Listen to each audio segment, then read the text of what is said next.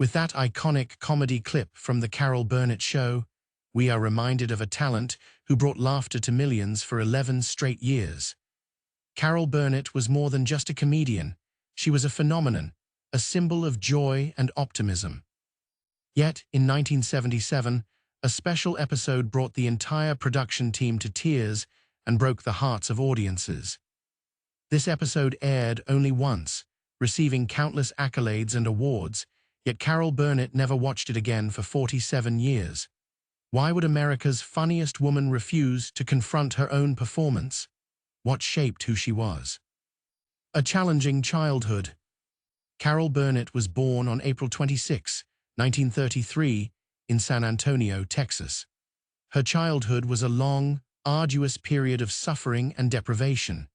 Both her parents were alcoholics and incapable of caring for their children. From a very young age, Carol felt unloved. Her parents would rather choose alcohol than tell their daughter stories.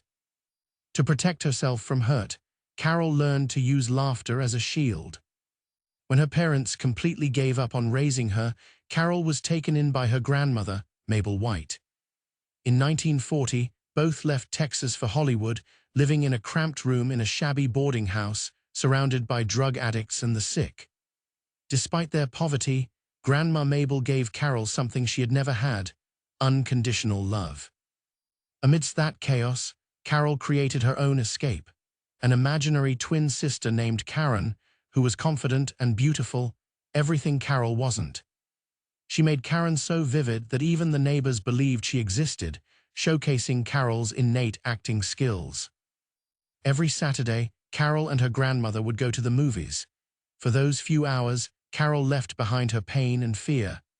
On screen, life glittered, but when the movie ended, the harsh reality hit again. They had to steal toilet paper from the theater bathrooms. Even at 7 years old, Carol understood the feeling of hunger, and not just for food. One day, Johnny Weissmuller's Tarzan yell echoing through the theater struck her like lightning. She obsessively imitated that yell, perfecting every note and rhythm. What started as a game became her distinctive signature, an early tool in her comedic arsenal, bringing laughter and applause. Career turning point, UCLA, and an unexpected opportunity. When Carol graduated from high school, she dreamed of studying journalism at UCLA. But she faced a harsh reality. She didn't have the $50 for tuition.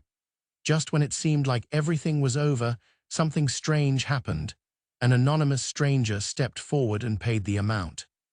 He only gave 3 rules: never reveal his name, only use the money to go to New York, and if successful, they must help others do the same. This sum of money changed her life. At UCLA, Carol intended to study journalism, but an elective drama class turned her world upside down. In that room, something inside her clicked. She was no longer shy, poor, or invisible. She was funny, loud, and full of life. She changed her major.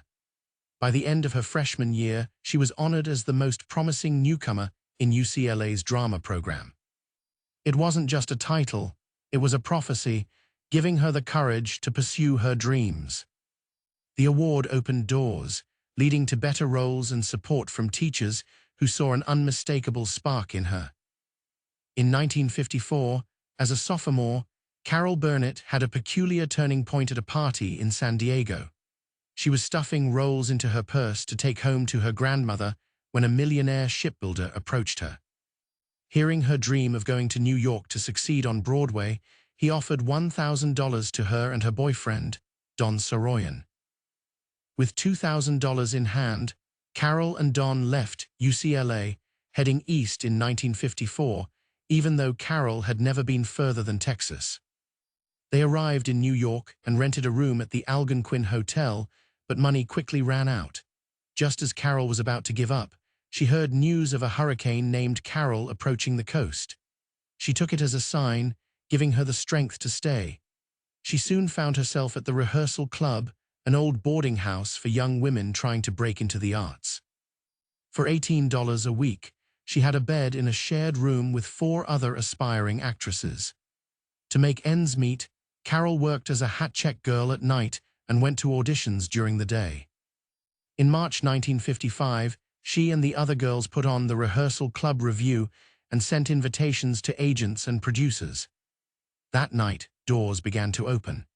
Her first big break came from something absurd, a love song about John Foster Dulles, the U.S. Secretary of State. It was a joke song, ridiculous, but Carol performed it so perfectly that it became her signature. She was invited to appear on The Jack Paar Show, and then The Ed Sullivan Show. On January 6, 1957, she stepped onto the Sullivan stage, and the audience roared with laughter. In August of the same year, she returned to perform the Dulles song and a puppy love parody, making her the talk of the New York comedy scene. For the next 5 years, Carol worked tirelessly.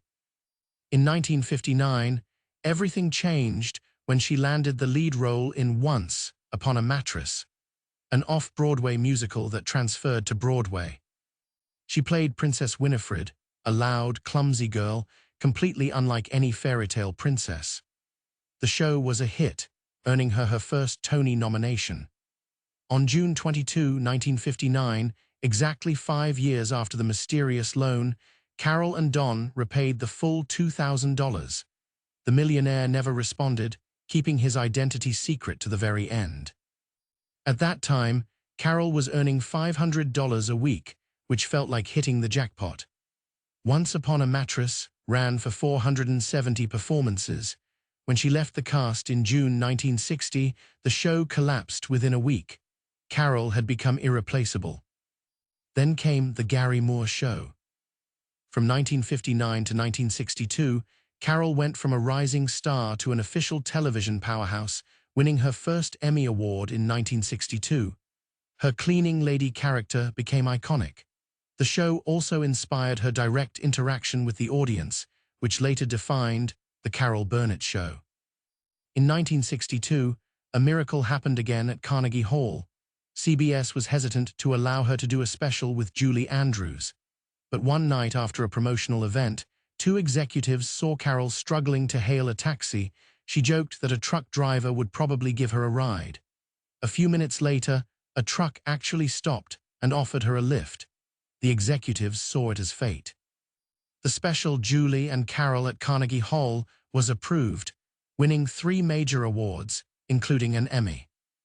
On September 11, 1967, The Carol Burnett Show premiered, and with it, television changed forever. Carol had broken a barrier that no one thought a woman could overcome. The Carol Burnett Show and peak stardom. For 11 consecutive seasons, 1967 to 1978. The Carol Burnett Show captivated 30 million viewers weekly. It was a historical phenomenon.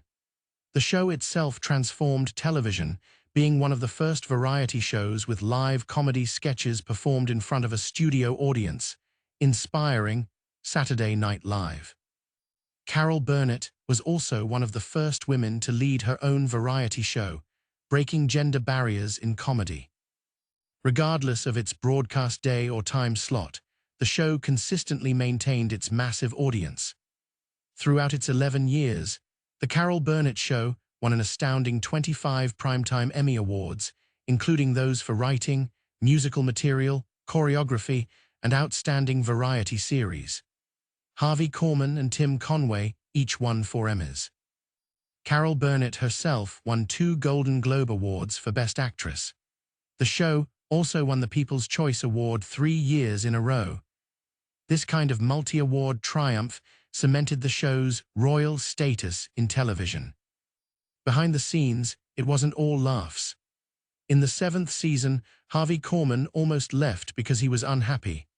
Carol fired him, but then gave him a chance, on the condition that he skip and whistle down the hallway. Korman did exactly that, and Carol hung a Mr. Happy-Go-Lucky sign on his dressing room door. Tim Conway was an enigma, never giving his full performance during rehearsals, saving his best bits for the live taping. Conway's most famous moment of chaos came in the Elephant Story sketch, where he told a long, absurd tale about a circus elephant. The story grew funnier and weirder, making Carol Burnett, Vicki Lawrence, and Dick Van Dyke unable to contain their laughter. Such genuine, Unscripted moments became the soul of the show. But not every sketch was humorous. In 1977, something happened that deeply affected Carol Burnett. It was the Gong Show sketch from the Family series. She played Eunice Higgins, a woman weighed down by disappointment. The sketch had no jokes, no exaggeration, just raw pain. Eunice sang feelings on a talent show and was ridiculed by the judges. Burnett played the role straight, with no comedic voice or silly gestures. By the end, the entire crew was almost in tears. When the episode aired, it lost none of its power. The camera slowly pulled back on Eunice's tear-streaked face as the lights faded. No music, no laughter, just heartbreak. Audiences were stunned, critics lauded it, but Burnett never watched it again. She said, "It was too real. Eunice's pain was like my own. She had grown up in poverty and knew what it felt like to have big dreams only to be laughed at. That sketch was too close to home," she explained. "We were there to help people forget their troubles, not remind them." Nevertheless, the sketch left its mark, leading to a TV movie and a spin-off sitcom. Behind the scenes, Carol's life was full of sorrow and chaos. She met her first husband, Don Soroyan, at UCLA, and they married in 1955. But their love story didn't last. The death of Don's daughter from a previous relationship and his stalled career strained the marriage. They divorced in 1962. Carol wasn't single for long. She met Joe Hamilton, a major television producer, and they married in 1963. They had 3 daughters, Carrie, Jody, and Erin. Joe won 5 Emmys while producing Carol's show, but while her career soared, her home life fell apart. In 1976, the National Enquirer printed a lie that Carol had been drunk, which deeply hurt her because she had spent years fighting against alcoholism. She sued the tabloid, a lawsuit that lasted 5 years and exposed their recklessness. She won the case, but after several appeals, the case was settled for about $200,000. It wasn't about the money, but about clearing her name, and it changed tabloid journalism forever. The biggest battle of her life wasn't in court, but at home. In the late 1970s, her daughter, Carrie, fell into drug addiction at age 13. From 1976 to 1979, Carol watched her daughter slowly slip away, taking her to rehab again and again. She feared losing her daughter forever. Carrie eventually got sober at 17, but it came at a cost. Carol had to make the hardest decision of her life, even though Carrie hated her for it. For over a year they didn't speak, but Carol never gave up.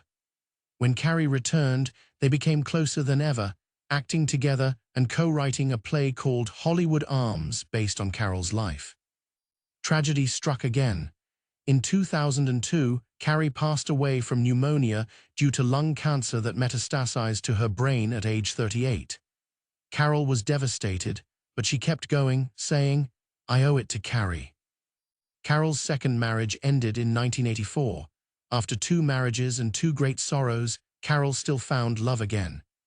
In the late 1990s, she met Brian Miller while performing. He was 23 years her junior, but they married in 2001. Just 2 months later, Carrie passed away. Brian helped Carol through the darkest period of her life. In 2020, when Carol's youngest daughter, Erin, was struggling with addiction and unable to care for her son, Carol and Brian stepped in to help. They gained custody of her grandson, Dylan. Erin's addiction had become a 19-year nightmare. The courts intervened when Erin's home became unsafe for her son. Carol filed